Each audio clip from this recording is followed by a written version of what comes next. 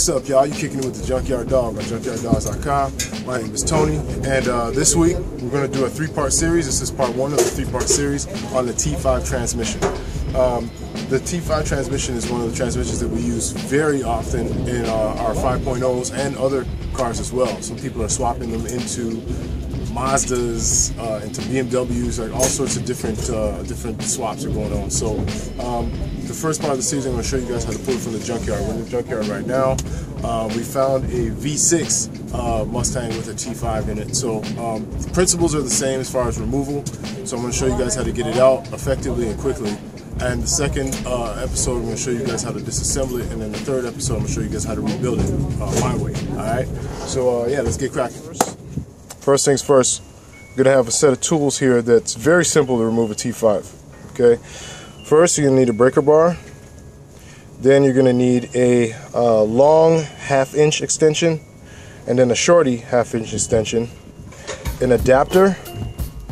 A 3/8 mid-range extension, a 13.5 inch or 2 13s or 2 1/2 inch wrenches, a 15mm wrench, a 10mm wrench, a 3/8 drive ratchet, a wire cutter, a 5/8 socket, 18mm socket, 15mm socket, 12mm socket, and a screwdriver.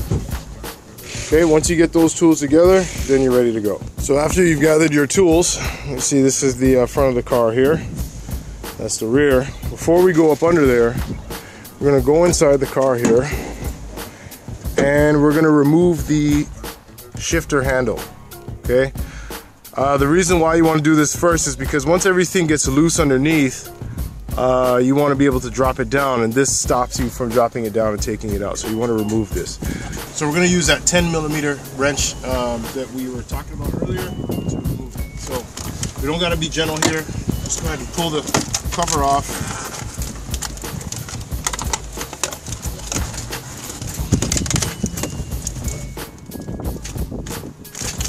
Okay. And then you'll see two bolts here on the side. You want to remove those two bolts.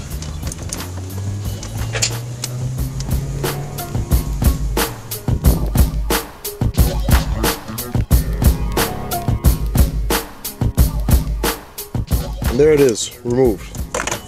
Alright, that's what you want. Okay, now it's time to go up underneath the car. Alright, so let's go ahead and dive underneath here. You guys can see, so there's the T5 right there. You'll see it a little bit more once I remove most of that junk that's around it. But to get this out, first step you have to take is to remove this drive shaft. Okay.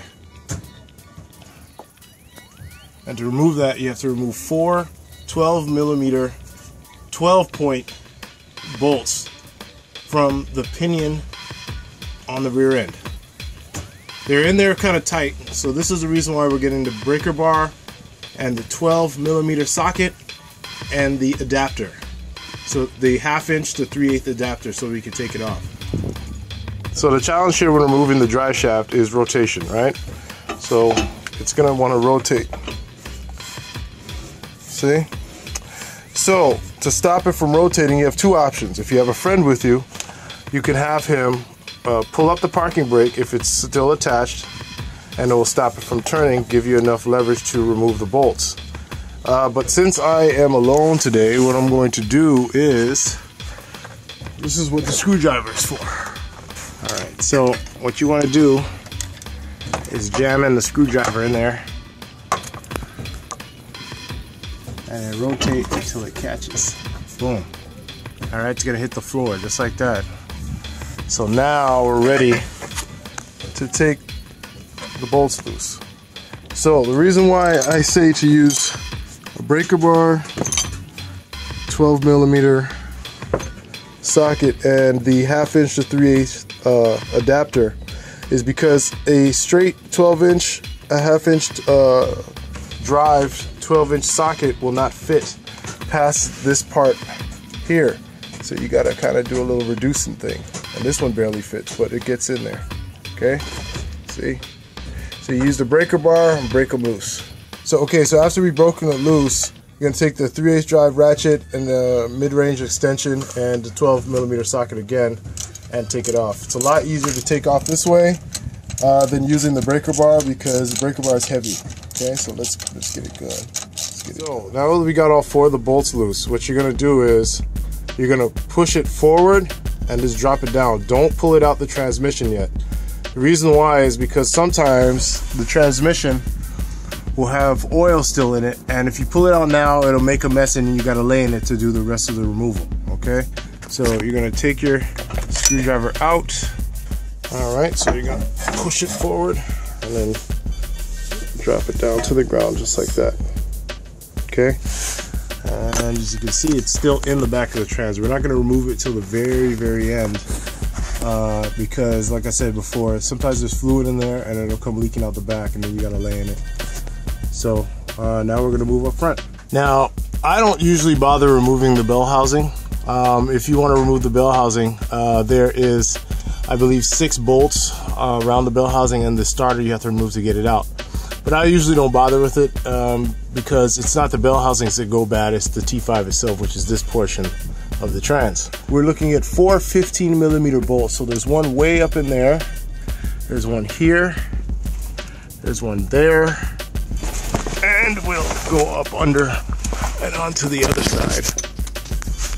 And you see one up right there. Okay, so those are the 4 15mm bolts you have to take loose. Take those loose first. So I like to use a breaker bar, and I have a trick to doing it because they're really tight and hard to get to.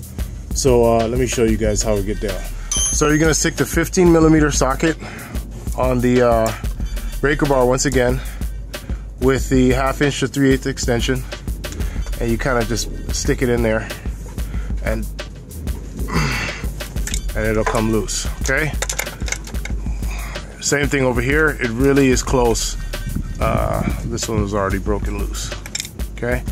Now for these other ones on the top, on this side, you're going to use the long 1/2" extension.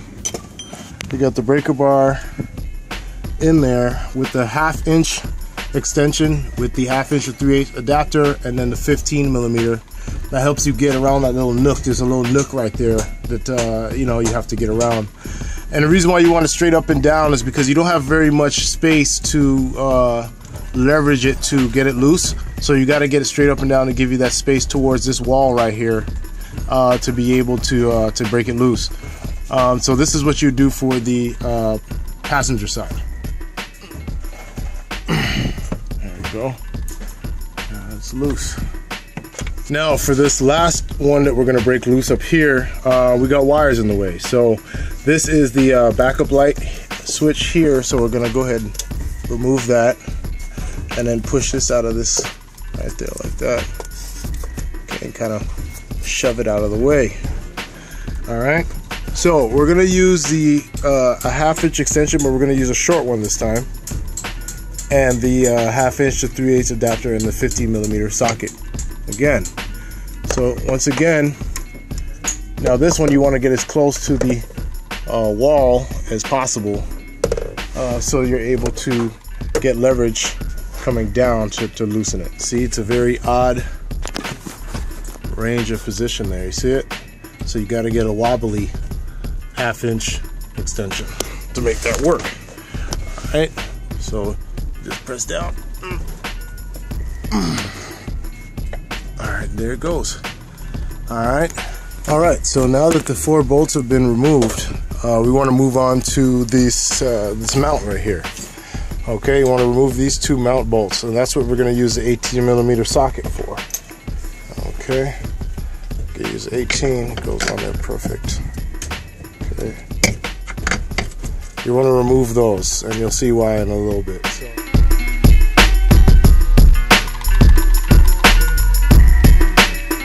So once those are removed, and also too guys, you gotta remember, we got lucky here. The exhaust for the most part has been removed.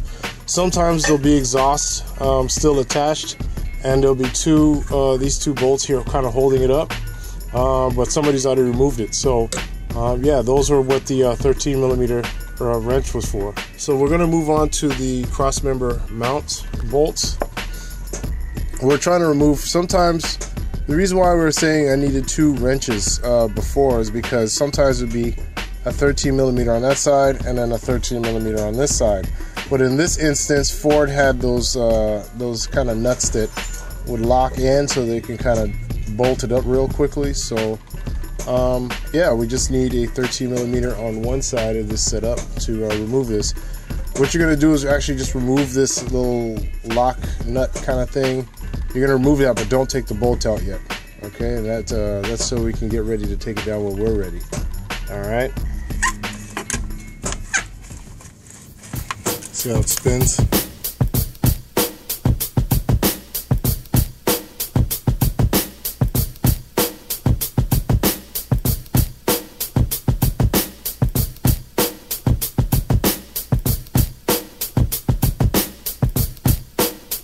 That to the side, but don't take the bolt out yet. Okay, leave the bolt where it is because we need it to stay stable just a little bit while longer, because before we drop it there's some other issues involving like wires here for the speedo that we're just gonna go ahead and cut. So let's just go ahead and cut that sucker right now.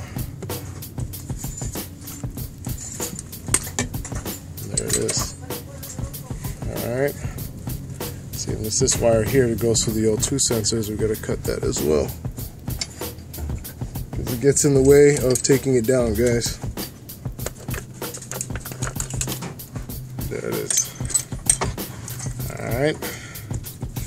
So I just go ahead and move this out of the way, and then we'll move that later.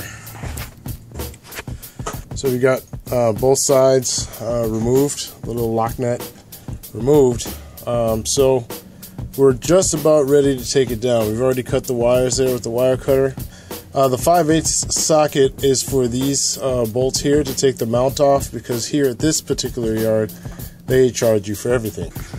So now that we're pretty much ready to take her down, now would be the time to remove the drive shaft, because any fluid that's going to come out of there we're not going to have to deal with for very long. So let's go ahead and pull that out.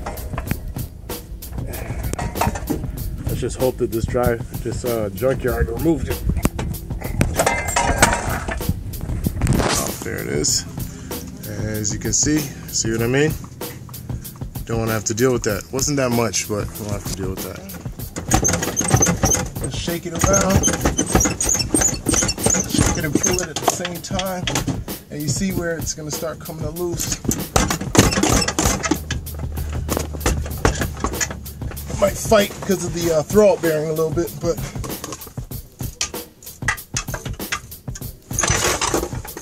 okay, get that last of the way.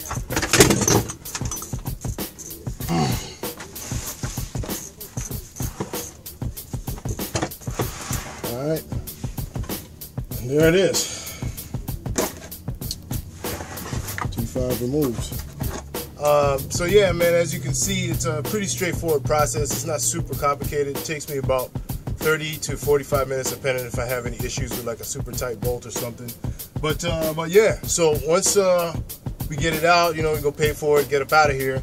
I'm gonna take it back to the shop, clean it up, you know, before I do a disassembly. So part 2 of this video, I'm gonna do a disassembly of this trans, and actually after that we're gonna do a reassembly, and I'm gonna show you guys how I assemble my T5s and why my work is, you know, recommended by a lot of people. Okay, so yeah, let's keep it going, man. Junkyard dogging.